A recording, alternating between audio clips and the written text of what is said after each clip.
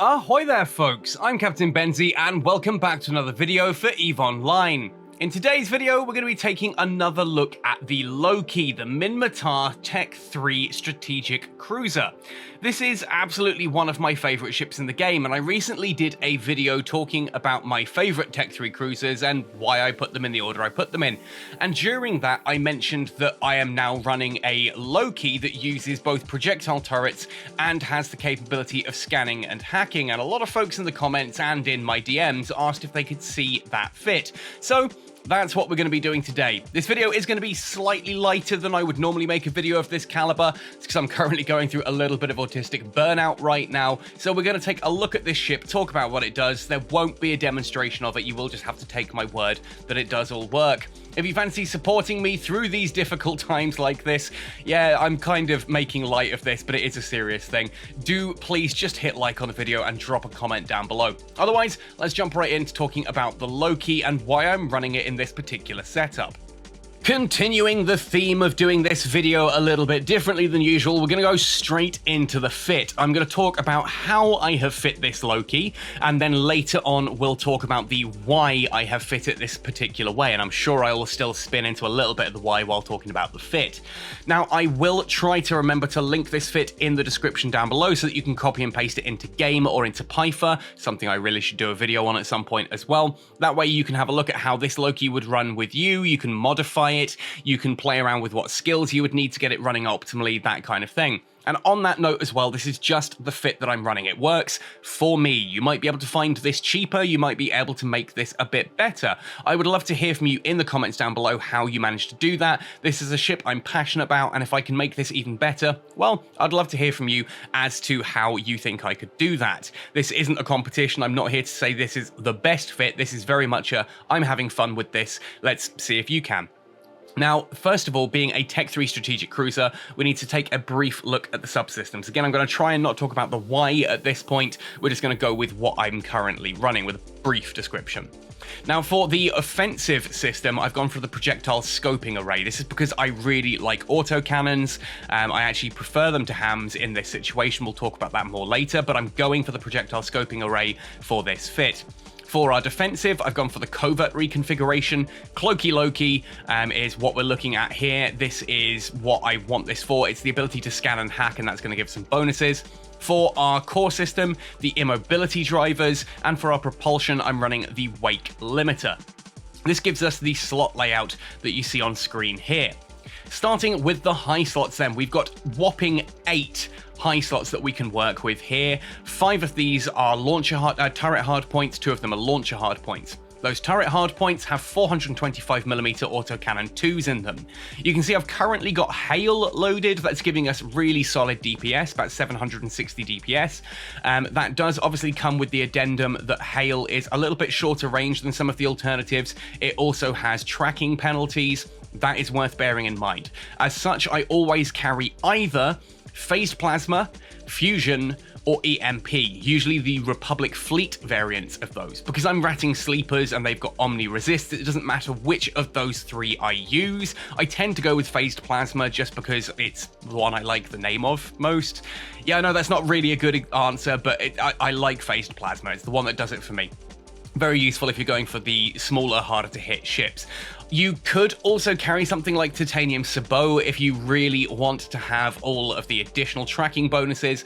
That said, because we have the I forget what it's called now, the Immobility drivers, sorry, on this with a web, that does tend to get the job done quite nicely against those smaller ships, but you might decide that if you don't have particularly good tracking skills at this point, that yeah, you might want to upgrade to having that in there as well, carrying that with you. Never a problem to carry too much ammo, right? Now, the other 2, we've got 2 launcher hardpoints there as well. There is an empty high slot in this fit. You could probably fit a missile launcher in there just for a little bit of extra DPS. It's not much because the Loki gets no bonuses directly to it with the subsystems that we're using, but it's there as an option. You could also put a Nosferatu or something there. I've left it open for the time being just to keep the ship cheap and showcase it works at the level I'm running. If you've got a good suggestion, I would love to hear from you. The other two, of course, in the high slots, a Sister's expanded probe launcher. Expanded because I do like to be able to use combat probes from time to time just to threaten people and scare them off. You can see I'm not really a PvP hunter here. I've got no way of holding them in position unless I've got friends around. I can, scan down for them, warp in cloaked, and then they warp to me, that kind of thing. There are possibilities of things you can do with that here.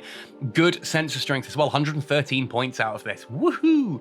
Alongside a Covert Ops Cloaking Device 2. Basically, the ability to warp cloaked is what I really enjoy about this Loki. It's expensive, so being able to just cloak up when I see someone in system and evaluate the situation a bit better works really nicely. I find that when someone sees a Loki and then watches it cloak up, they naturally assume that it's a PvPer as well. Therefore, people are a little bit more cautious around that than if you just see a Loki constantly on D-scan, you assume it's ratting and thus not PvP fit. Our mid slots, we of course have a Zeugma integrated analyzer. This is what we're going to be using to hack into any relic or data site containers. Absolutely necessary for the fit. It has to be an integrated, and I go for the Zeugma despite the fact that it is ludicrously expensive. I mean, heck, if I turn off the Zeugma, you'll see that, oh, it doesn't actually do it. I have to unfit the whole thing. Let's do that quickly then. Drops us from 1.3 billion down to 0.94 billion, so it's literally like 400,000 just in that Zeugma, and now I need to add that back in. My brain is coming undone as I do these videos. There we are. So Zeugma is one slot, basically. The other advantage of a Zeugma is that it gets bonuses from both hacking and archaeology. Therefore, it has a lot of coherence there, allowing for much better hacking than using just a relic or just a data analyzer. Of course, we also just want that one slot so we're not taking up precious mid slots because, well, you can see we've got a lot of mid slots. We're therefore going to be shield tanking, right? Well, yes. And I've got two Pithum C-type medium shield boosters alongside a Multispectrum shield Hardener II. This increases our resistances. These give us some really nice shield tank, a total of 187 hit points per second, with that being cap stable. Yes, you could swap those out for like a large or something, maybe using a boost amplifier, but I find that this works really well. We then have a Thukker large cap battery. Could also be a Republic Fleet large cap battery, pretty much neither here nor there. I prefer Thukker because they have resistance to neutralization, which I think is more beneficial than the slightly large capacitor. That's just in personal preference, though. There are going to be people who tell me, no, you're wrong, Pifer says otherwise. Experience tells me I prefer Thukker. You can try and convert me as much as you like, but this is going to be one of those prove me wrong memes. You're going to have to struggle to change my mind on that. Then for propulsion, I'm running a Republic Fleet 10 meganewton Afterburner. Could probably bling this up a little bit higher, but at 1.3 billion, we're already a fairly expensive ship. Decent maximum flight velocity off this. We are a small cruiser, and with that 733 meters per second speed, we're fairly nippy too. Micro warp drive obviously would negatively affect our capacitor as well, which I really don't want. Afterburner is good enough for the job that I have, which is basically signature radius tanking, speed tanking, however you want to refer to it, to reduce the incoming damage, but we've got pretty solid tank on top of that anyway. So those are our mid slots. Our low slots are then just Gyrostabilizers, additional DPS. You might decide a tracking enhancer works better for you here. A tracking enhancer does have the advantage that it means you can use hail more regularly, therefore you have to reload less, you have to carry fewer types of ammunition. It will lower your overall DPS, your actual paper DPS, but you might find that the application boost is actually beneficial to that. What the way I describe that is I would rather be doing personally like 100% of 80 DPS than 70% of 100 DPS, right? Because that's how the math works. I'm using Gyrostabilizers, I've got good tracking, the webs work quite comfortably here. Finally, then we have rigs. I'm running a medium core defense operational Solidifier 2, medium capacitor control circuit 2, and a medium capacitor control circuit 1. Why not 2 capacitor control circuit 2s? 1, don't really need them. 2, we don't have the ability to fit 2 of those. Yes, I could downgrade the operational Solidifier to a 1 to make that a 2 for the capacitor control circuit, but this, again, it kind of works for me, and I prefer having that bit of extra tank. The capacitor is strong enough without me needing to change it. So why am I running this particular fit? Well, if we open up the actual Loki itself, go to its traits, you'll see that we've got the usual things here. all the subsystems kind of stuff. We'll talk about those independently. We've got this reduction to scan probe launcher CPU requirements, and rigs can be removed. So the 99% reduction in scan probe launcher CPU requirements means that we can fit that Sisters expanded probe launcher comfortably without it chewing through our CPU. Really nice little thing to have there, and it means the Loki is a great ship for this whole combat and scanning side. Obviously this works with the other Tech 3 cruisers as well. I'm just talking about it in regards to the Loki. So why these subsystems? Well, let's have a look at them.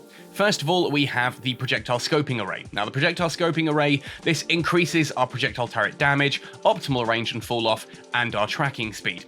I like autocannons, and yes, I know what some people are going to say, oh, but Benzi, the ham Loki gets higher DPS. Yes, it does, but the projectile Loki tends to get better application, and it is my experience with very equal skills between heavy assault missiles and autocannons, in so much that everything is at 5 on both of them. I find that this one actually does more damage, applies it better, and clears sites faster. It's also slightly less range sensitive. I prefer the autocannon. If you like the ham Loki, awesome, I love that ship too. But for me, autocannons are my favorite weapon system. I love the sound they make. I love the just theory behind them of, launching chunks of hot lead or whatever into the side of your opponent's ship. I just love it. I love it.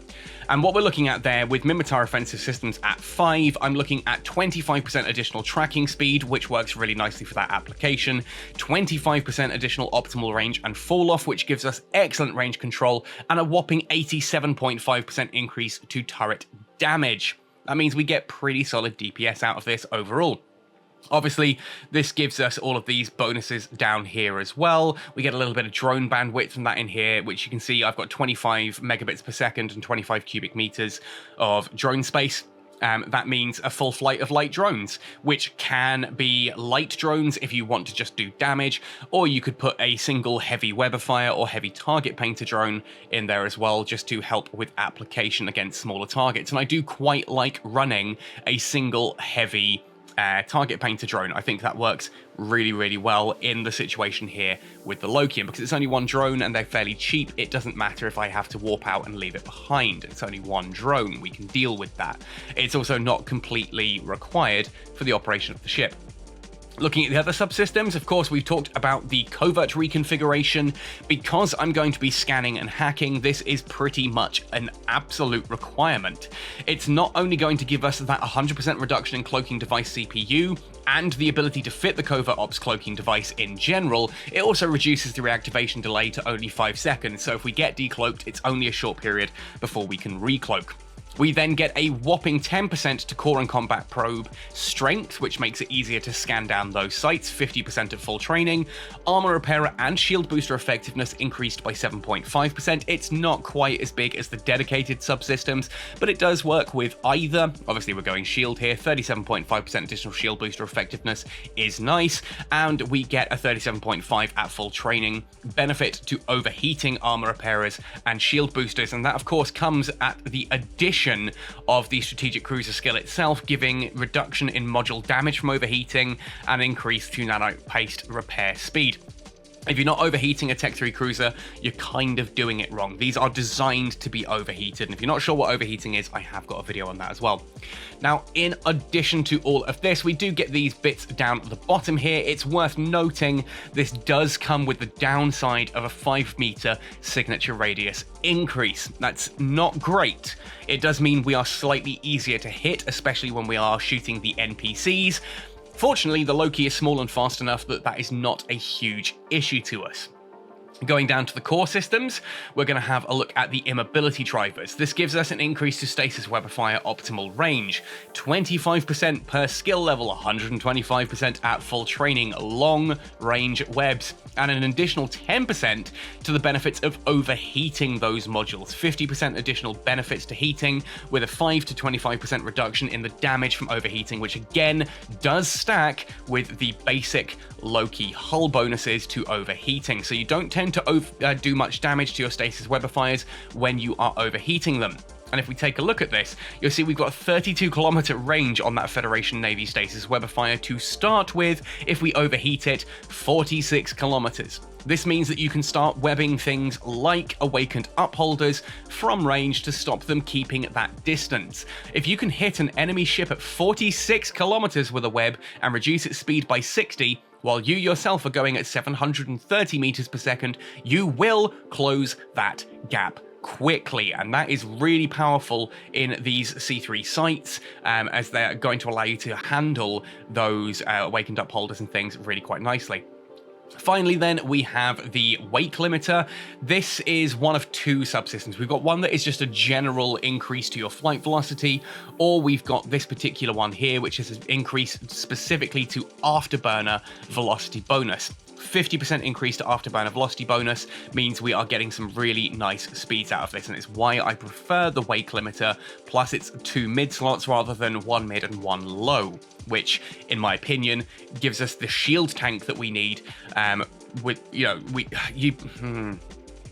What I'm trying to say here is, yeah, the other one is a mid and a low, and that could be another Gyrostabilizer for more DPS, but I find that the tank doesn't quite hold at that point. It can still run the C3 combat sites, and it's probably better at the standard C3 combat sites because you've got more DPS, or you can have a tracking enhancer for better application, but it comes at the expense of your tank, which is absolutely necessary for running the unsecured and forgotten relic and data sites in C3 wormholes as well.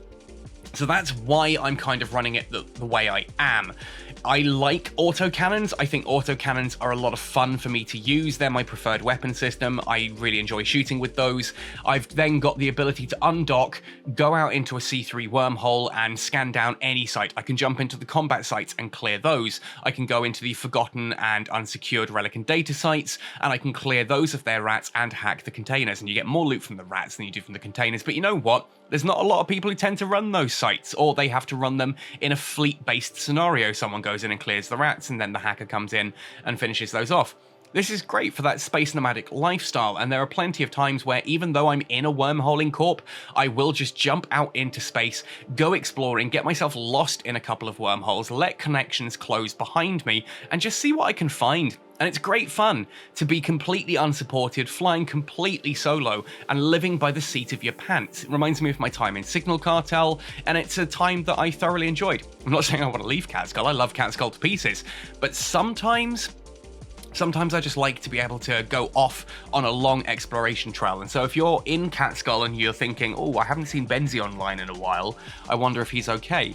Chances are I'm just not in Discord because I'm having one of my quieter autistic days, and I'm just out and about flying through wormholes doing my own thing. It's what I do. For the rest of the fit, though, it's literally just I wanted something that would allow me to do that damage, plus allow me to go hacking and scanning, and the Loki is just such a cool-looking ship as well. I love how this looks. Someone referred to it as like a hot dog with sticks on it, which I kind of can't unsee now, but that doesn't ruin the ship for me. I still adore this ship to pieces. It's a lot of fun to fly. It's a great little solo ship. And if you're carrying an MTU with you as well in your cargo hold, which I'll be honest, I don't, the fact that you can change your rigs and your fittings and your subsystems from an MTU means you can go full Nomad. You can sit there and have a day of hacking and scanning and just straight up combat sites. You can fit to just combat sites and, you know, go a little bit stronger into that. Heck, you can carry some PvP stuff with you as well and decide to have a day of hunting. And yeah, okay, it's an expensive ship if it's lost, but that versatility means it can be an awful lot of fun. And I just love this ship. Yes, I'm a Minmatar fanboy, but I also just love how this ship looks, I love how it flies, and I love the crazy shenanigans that I can get up to in this ship. It's just great fun. And if you do enjoy this as well, let me know. I would love to hear what you're enjoying doing with a Loki, and if you can improve my fit in any way, I'd love to hear that in the comment section down below as well. Finally, if you enjoy content like this and you want to see more from me, subscribe to the channel and do consider heading across to my Patreon page or my PayPal tip jar where you can drop in a small donation to help me keep making the content that you're enjoying. If you can, that's awesome. If you can't, thank you for even considering it. It means the world to me. Thank you for watching this one right the way through to the end, folks. Happy sailing, and I'll see you all in New Eden.